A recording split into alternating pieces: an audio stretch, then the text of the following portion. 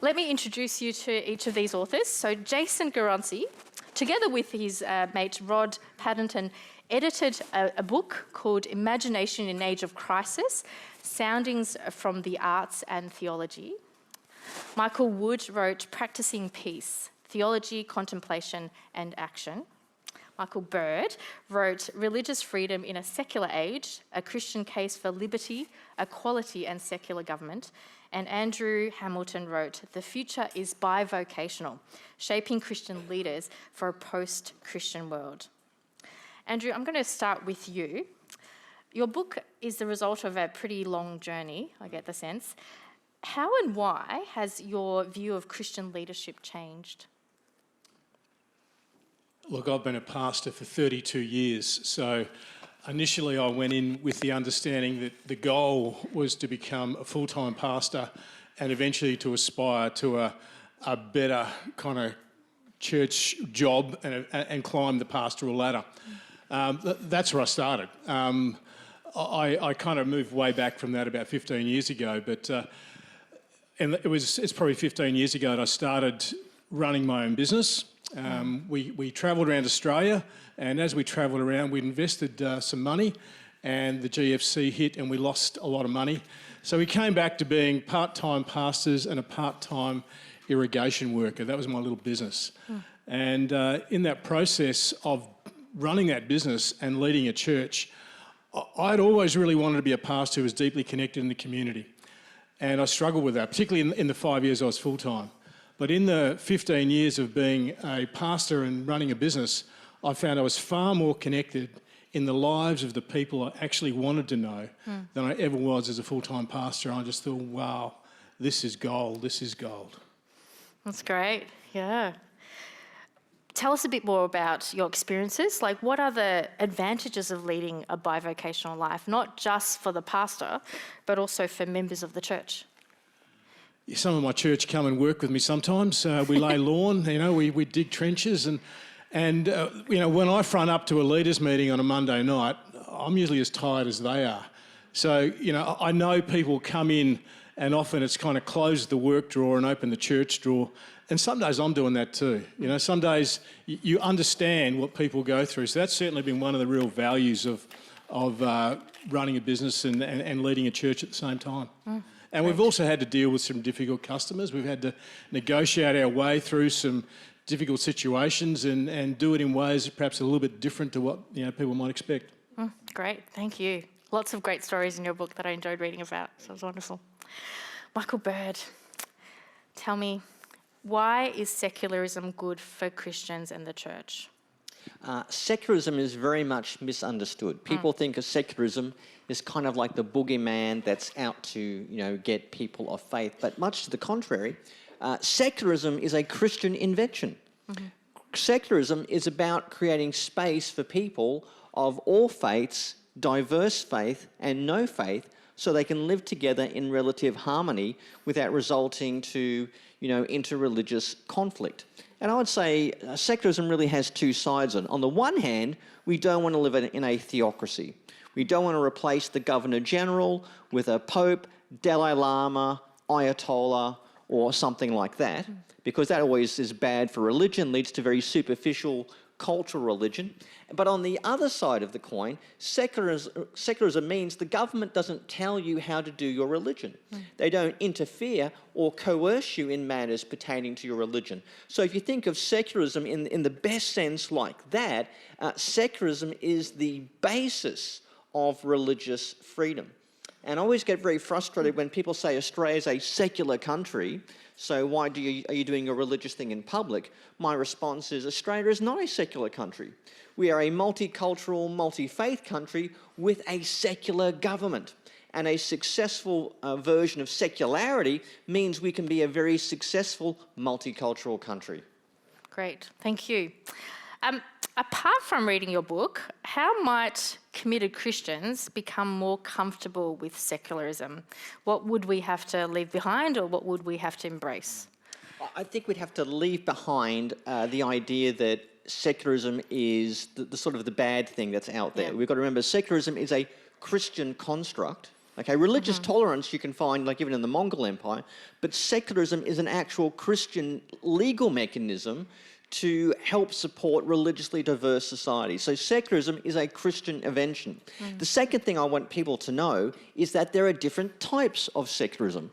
The secularism of France, where's Chris? Laïcité, as they say in France, is very different to the secularism of Turkey, which is different to the secularism of India, which is different to the secularism of America and Japan. Yep. So secularism is not one thing. There's different ways of being secular, some I think better than others, but secularism was created with a specific Christian worldview in mind, where differences can be affirmed and accommodated because we believe in things like love of neighbour, and our neighbour has the right to be different to us. That's what it means to love your neighbour. Brilliant, thank you. One thing I found really valuable about your book, and also Chris Watkins' book, is that you both come in with such a confidence in not only in our faith and the scriptures and our tradition, but also confidently engaging with what's out there in the world. So there's no sort of sense of flight where we run away and we live in our little enclaves and feel good about ourselves, and there's also no sort of antagonistic fighting against what's out there, but a real engagement of a third way. So that's been really helpful. Yeah, it's great. Thank you. Michael Wood, I'm going to come to you, and I'm going to start with a quote from your book because it's just so beautiful. You write that the peace of Christ offers a peace that the world cannot give because it does not rely on the making of victims.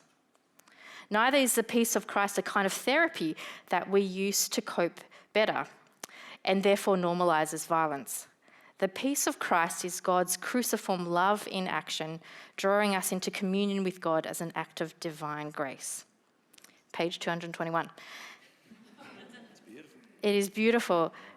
Can you unpack that a bit for us? How might we begin to practice peace? What exactly is the process for practicing peace?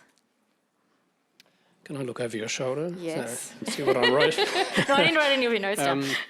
I think the heart of that, Jesus has a very interesting statement where he says, my peace I give you, my peace I leave with you, not as the world gives, which I was fascinated about for years. And realised that it's very easy to create, if peace is simply the absence of conflict, we can easily create peace by driving out unwanted and disruptive influences. We can establish a kind of peace as absence of conflict through violence. Clearly, that's not what Jesus is talking about. That somehow the shalom that Jesus, as a Jew, would have been immersed in is something about the quality of human relationships, the giving and receiving of love, the dignity of the human person, and all of that is gifted to us. It's not something we achieve heroically, but is something which is gifted to us in and through the Spirit. It's the nature of the divine life, the Holy Trinity. And so all of this is gifted to us. It's something we enter into or participate in, as Paul talks about. Another way of saying it is that community is not something that we heroically create, but is gifted to us as grace. So I guess that's the kind of theme that's trying to run through beautiful. all of that. Yeah, wonderful. Thank you. Yeah, it just gives a different vision of what peace can do and how to attain it. Yeah, thank you. Jason, I'm going to come to you. Now, you were one of the editors, you and Rod, of a series of essays about the imagination. How were these contributions kind of collated together? What was the story behind how that book came about? Email. They came by email. This is during COVID, I take it? No. So what happened was I had a long interest in theology and art, and as part of that journey met Rod Pattenden and a person called Christina Roundtree, who was working at Pilgrim Theological College at the time. And we decided pre-COVID, long time before, actually it wasn't even pre-COVID, it was, no one had heard of COVID, it was pre-nothing. Oh my goodness. And we said, let's organise a conference where we can get art practitioners. That was very important to us. People who work in art theory and theologians, people engaged in supporting artists, let's get them together and have a couple of days of conference, of listening to performance, and we would have poets reading on milk crates, and we would invite artists to reflect on their practice as a spiritual discipline, perhaps. And that was all geared to go. We had 100-odd people involved, people flying in from overseas, different parts of the world, and then airports closed, and it just didn't happen. We remained, Rod, Christina and I remained so committed to this project. We were so encouraged by those who had sent us proposals of papers and presentations that they would give. We felt that this was an important conversation to have, and the level of energy that was generated by our invitation was confirmation of that. So we said, well, we don't know how long we're going to be in this situation, so let's press ahead while we've got some energy and get a book out of this. And so we drew on some of the contributions that had already been sent to us, and then we tapped some other people on the shoulder. We called in some friends, called in some mates to contribute other chapters. And then along the way, we started to think about how do we conceive this book? Because it's, how do you bring together kind of nerds and art practitioners who are asking very often the same questions, but dealing with them in very different ways, and poets and visual material. And so we spent quite a bit of time sort of mapping the chapters, so it would be an interesting experience for readers. Oh, it has certainly been an interesting experience for readers from what I've heard and what I've read as well. The book is called Imagination, and we could say art and beauty as well, in an age of crisis. Yeah. And I guess so many of our responses to crisis are practical, action-driven. Can you explain to us what is the particular value of an imaginative response as opposed to a tangible, let's go out and do something? Well, it's a really, really good question. I mean, even the tangible, let's go out and do something, is premised on or assumes that some imaginative work has happened. It might be quite unthought through. It might be quite unsophisticated imaginative work, but it assumes something. About the future. About the future. Yeah. That's great. Thank you. It's a really exciting series of essays, so we're really glad to have that shortlisted this time. Now, I have a few questions from my phone that I think I might see if I can pull out. There's a question for Michael Bird. Can you explain the front cover of your book, please? ? Yes, it is a picture of a Spanish cathedral. Upside down. That is, for some reason, upside down. Because... Do you know? You're just making it up. Well, I'm taking my lead from Jason about the imagination of art. Yeah. So I'm going to invent an answer. Sure. And that is because one of the things I say, we need to pursue the Thessalonian option, like Paul and when his posse arrived in Thessalonica, they were accused of turning the world upside down. And I think we want to turn the world upside down, especially in Spain, in their cathedrals. Because they are... So representative of the church in a wider sense, I'm guessing. Either that or someone doesn't... The graphic designer did not like Spanish cathedrals, one or the other. Yeah. But let's go with the first option. Let's go with the first option. Sure, that sounds good. Yeah. Thank you. One last question, and the same question as I asked the other four authors. What has been the funnest thing about writing your book? What has been the most challenging thing about writing your book? One or the other, feel free.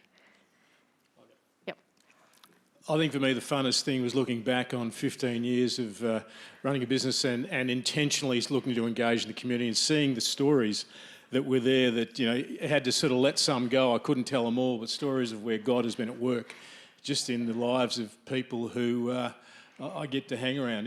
One young guy I watched one night surfing, and I took a photo of him and came back and talked to him in the car park, and And he turned out to be this crazy big wave surfer. He was surfing a really dangerous reef.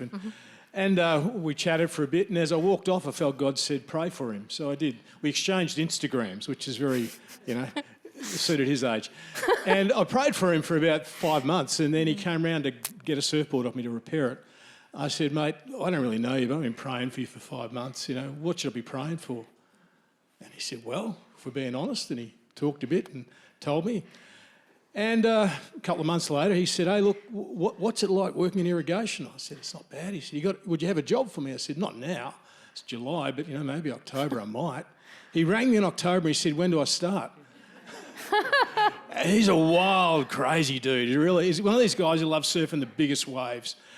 So we went out in October. I said, look, come tomorrow and we'll give it a try, see how you go for a week. And within 2 days, I'd hired him, and he worked for us for 6 months. He finished up living with us.